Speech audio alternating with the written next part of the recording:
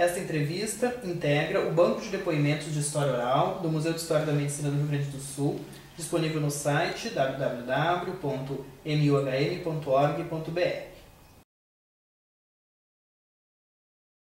Doutor, seu nome completo, doutor? Marcelo Bidart da Silva. E onde e quando o senhor nasceu, doutor? Nasci em Porto Alegre. Em que ano, doutor? 1919, 28 de outubro. Só existia uma faculdade no Rio Grande do Sul, que era da URGS. Então, eu fiz o vestibular no ano de 1939 e terminei o curso em 1944.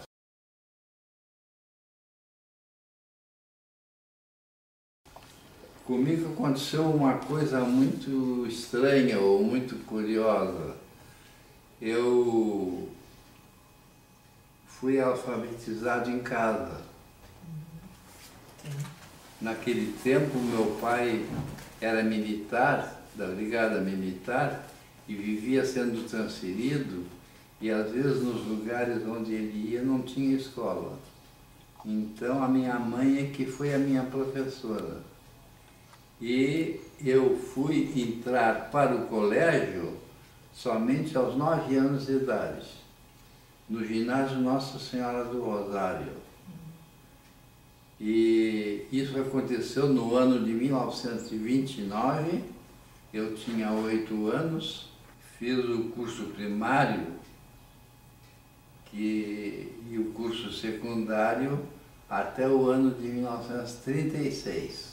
Então eu fiquei no ginásio do Rosário 8 anos, de 1929 a 1936. Quando terminei o ginásio do Rosário em 1936, veio uma lei do ensino, uma reforma, que criou mais 2 anos.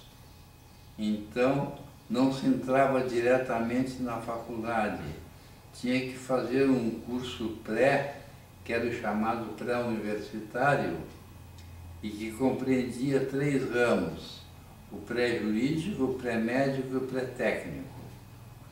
E eu entrei no pré-médico e fiz 2 anos de pré-médico.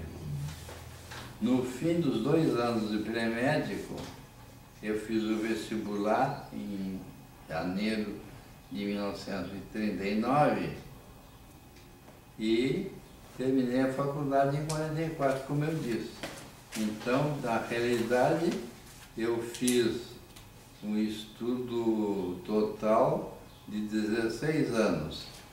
Foram 8 anos do ginásio do Rosário, 2 anos do pré-médico e 6 anos da faculdade de medicina. Eu tenho uma filha que é médica e tenho um neto que é médico. Durante o estudo do ginásio do Rosário, eu me interessei mais pelas ciências naturais. Eu preferi fazer o curso de medicina. Certo, certo. E o senhor recorda do vestibular? Ele era muito concorrido já naquela época? Não. O vestibular tinha 60 vagas. E dessas 60 vagas, passaram 47 no vestibular. E não houve segunda chamada. Então a turma ficou muito pequena. A minha turma era de 47 alunos. O que caía nesse vestibular? Qual eram as disciplinas mais específicas? Eram 6 matérias diferentes. Era física, química, história natural, sociologia, desenho e falta uma. Matemática o senhor disse que não tem, não, né? Matemática não. Falta uma de quê, Marcelo? Hã? Uma das cadeiras do vestibular, eram 6. Inglês? Inglês. Inglês. Inglês. Era inglês. Eu não tive inglês, mas a medicina não tive. Era inglês. E os professores eram alguns muito antigos, do tempo ainda do Sarmento Leite. O Sarmento Leite eu não conheci, porque morreu em 1935. Mas os outros professores, alguns antigos, como Moisés Menezes, o Loforte Gonçalves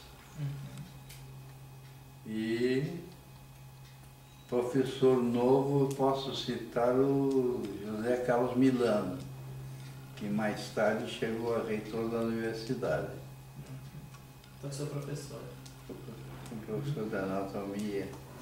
Durante a sua vida profissional, o senhor se envolveu com associações médicas? Não.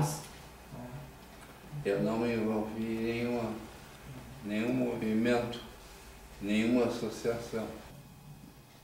Eu sei que o senhor produziu um material há um tempo atrás a respeito do professor Baer.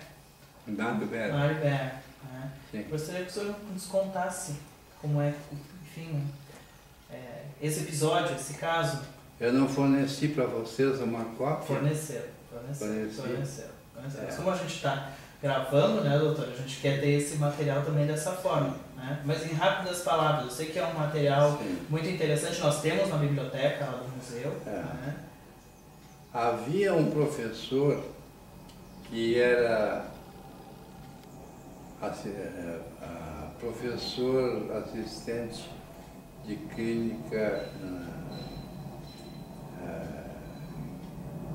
química fisiológica. A especialidade dele era química. E ele era interino, não tinha feito concurso.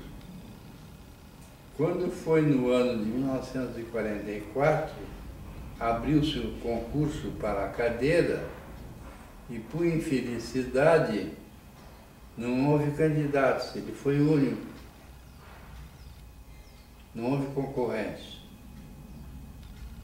E ele prestou exames.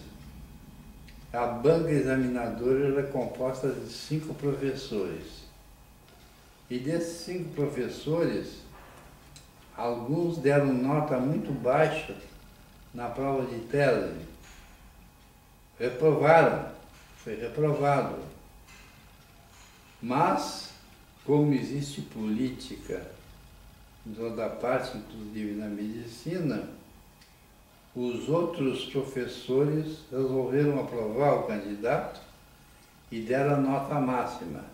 Então, para te dar um exemplo, enquanto um professor deu a nota 3, o outro deu nota 10. Completamente, havia uma disparidade completa, né? Não havia concordância, porque há uma diferença muito grande entre 10 e 3. Mas com esse resultado, ele conseguiu uma média suficiente e foi aprovado e foi nomeado. Isso causou uma revolta nos estudantes da faculdade, que protestaram, e durante uma semana houve disputas e manifestações públicas. Os jornais publicaram tudo isso, e foi exatamente o que os jornais publicaram que me serviu de base para eu escrever um livrinho sobre o caso do professor Mário Baer. Eu me baseei nos jornais da época. Não há nada de ficção, é tudo realidade. Está tudo documentado nos jornais. Eu não sei como é que permitiram, porque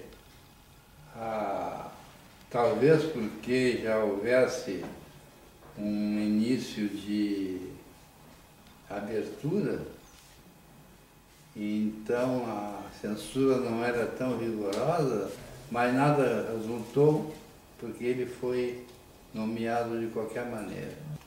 Um detalhe que eu gostaria de referir é no que se refere aos maus professores. Porque professor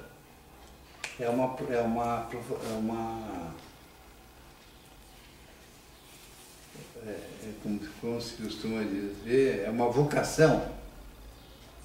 Não é qualquer um que nasceu para professor. Então, na faculdade, nós tínhamos maus professores. Então, era uma decepção. Inclusive, isso aconteceu no primeiro ano da faculdade, em que havia duas cadeiras. A cadeira de anatomia e a cadeira de histologia. A cadeira de anatomia, os professores eram muito bons e se aprendia muito. Mas na cadeira de histologia, o professor era péssimo e a gente não aprendia nada com ele. Então, a gente, inclusive, não ia mais às aulas, não adiantava, não ia mais às aulas e preferia se dedicar mais à anatomia. Então, a gente passava o tempo inteiro estudando anatomia e a histologia ficou de lado. Isso foi prejudicial, inclusive mais tarde, porque no quarto ano da faculdade existia a cadeira de anatomia patológica, que era baseada em aprender anatomia patológica. Então foi outro defeito, foi outra coisa que aconteceu e que fez com que nós não aprendêssemos a anatomia patológica. Doutor, mas e como que isso acontecia? Os professores não iam atrás dos alunos, não os reprovavam porque não iam às aulas? Como é que funcionava isso? Tinha uma avaliação no final da disciplina? Porque o senhor me disse que não foram mais às aulas, né? É. E aí como é que foram aprovados? Como é que se passou adiante? Eles faziam uma avaliação simbólica. Reuniam os alunos, faziam umas perguntas simples e aprovavam.